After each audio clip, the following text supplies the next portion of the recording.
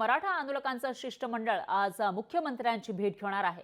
शंभूराज देसाई यांच्यासोबत काल चर्चा झालेली होती। या शिष्टमंडळाची शंभूराज देसाईंनी शिष्टमंडळाला भेट दिलेली होती आणि त्यानंतर आज शंभूराज देसाई यांच्यासोबतच हे शिष्टमंडळ मुख्यमंत्र्यांच्या भेटीला जाणार असल्याची माहिती आहे। काल पुण्यातून मुंबईमध्ये हे मराठा आंदोलक आलेले आहेत। मंत्री शंभूराज देसाईंनी रात्री आझाद मैदानावर त्यांची भेट घेतली होती।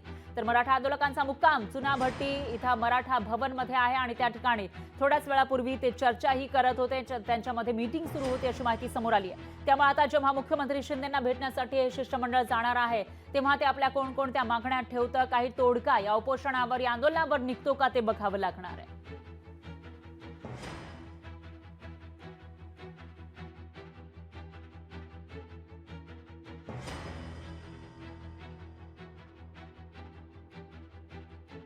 पुण्याहून काल मुंबईमध्ये दाखल झालेले सर्व मराठा आंदोलकांनी काल मंत्री शंभूराजे देसाई यांच्यासोबत एक महत्त्वाची बैठक आझाद मैदान येथे घेतलेली आहे। आता जर पाहायला गेलं तर हे सर्व मराठा आंदोलक चुनाभट्टी येथील मराठा भवनमध्ये दाखल झाले आहेत। रात्री त्यांचा मुक्काम येथेच होता। सकाळी काही वेळापूर्वी त्यांची एक महत्त्वाची अंतर्गत बैठक पार पडलेली आहे। आता बैठकीनंतर ते आजच्या दिवसाची आपली भूमिका जाहीर करणार आहेत। कशा पद्धतीने भूमिका असेल, मुख्यमंत्र्यांची सुद्धा 12 वाजता त्यांच्या शिष्टमंडळासमोर एक महत्त्वाची बैठक असणार आहे। आपल्यासोबत काही मराठा आंदोलक आहेत। काय सांगाल देशमानेजी, तुम्ही स्वतः एक मराठा आंदोलक आहेत। काल सुद्धा तुम्ही महत्त्वाची भूमिका माध्यमांशी मांडताना आम्ही पाहिलेली आहे। आज कशा पद्धतीची भूमिका असणार आहे?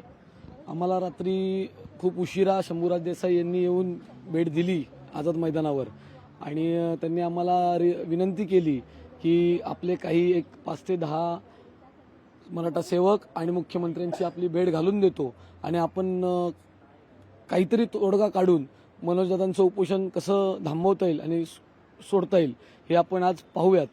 मनोजदादांच्या उपोषणाचा आजचा 6वा दिवस आहे, त्यामुळे तब्येतीची सुद्धा काळजी घेणं महत्त्वाचं असणार आहे। मात्र तुमचा स्वतः एक आंदोलक म्हणून तुम्ही मुंबईमध्ये दाखल झाल, मनोजदादा यांच्याशी संवाद झालेला आहे का? त्यांच्या जवळच्या कार्यकर्त्यांशी तुमचा संवाद झालेला आहे का? दादांसोबत काल रात्रीपासून संवाद झालेला नाहीये, परंतु तिथंही खूप वेगळी परिस्थिती निर्माण झालेली आहे। अंतरवालीमध्ये वडगोदरी आणि अंतरवालीमध्ये जी आता तुम्हाला तुमच्या माध्यमातूनच आम्ही पाहतोय, त्यामुळे आमचा तिथं आता संपर्क होऊ शकत नाहीये। बहुतेक तिथे जामर पण लागलेले आहेत, नेटवर्क जाम पण झालेले आहेत, त्यामुळे आमचा रात्रीपासून तरी अजून काही तिथे संपर्क झालेला नाही। मुख्यमंत्र्यांसमवेत आज झालेल्या बैठकीत जर नाही तोडगा निघाला तर पुढली आंदोलनाची दिशा कशा पद्धतीची असेल?